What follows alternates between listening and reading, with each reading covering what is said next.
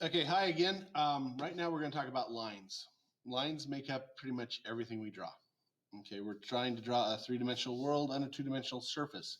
Doesn't matter if I'm using CAD, I'm still going to translate it into a two-dimensional drawing. So to understand that, I like to understand the basics and have some visualization practice. But before we get too far into that, I want to teach you some ideas of basic geometric construction. These are kind of easy things. Lines are great as far as drawing them.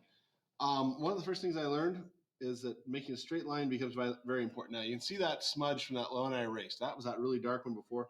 I erased it just so I could do some work on it again. I'm actually going to drop it back in there.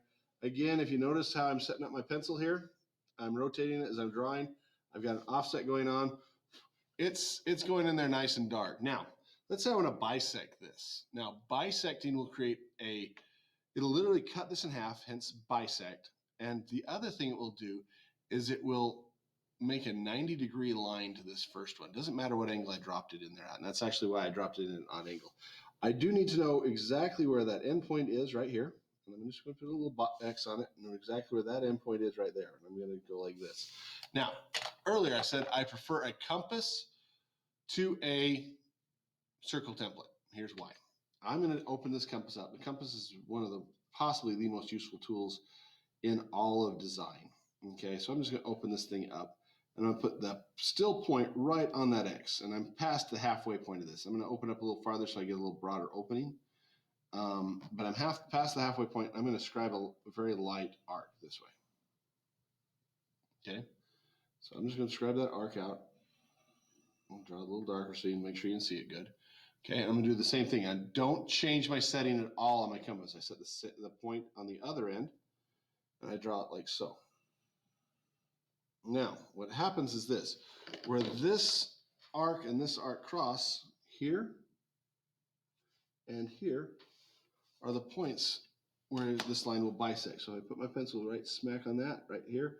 Make sure I got the exact offset so my lead doesn't take into account and mess this up.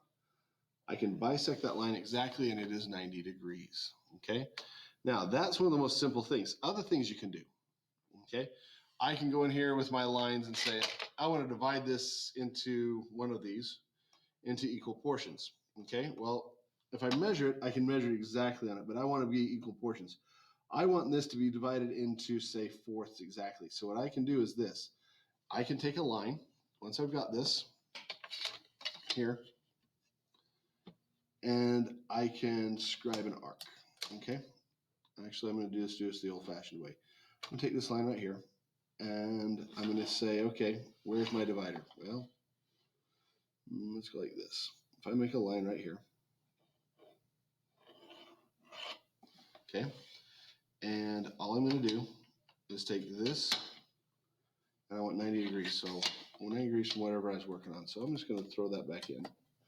Take my triangle right here, and make sure I get 90 degrees off this end of it. So, nope, I got to hold it steady. Okay, now let's take my little tool here, and I'm going to put that down right like so. I'm going to rotate this, and I'm going to stay on that point until that 4 reaches right there. Once that 4 reaches right there, I can put a tick right here at the 1, at the 2, and at the 3, and then at that point right there. From this point, if I go back and I reestablish my parallel to this, I can come up here and go, right there is 1 division. Right there, it should be the exact center division.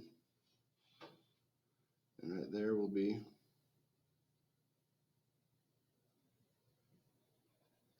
divided into 4 equal portions, right where those ticks cross it. I can do that with any number I need. So as I draw those in, I can darken this up if I need to, but I should probably use an instrument to do it. But I can do that. 2s, 4s, 7s, 5s, whatever I need to do. Okay, that's all it is to divide this. Now, the next thing we're going to work on is circles and arcs. And circles and arcs are very easy. We do need some terminology. And as we get to that, we'll get to those as we get going. Hey, so thanks for your time, and we'll get back around to this. Bye.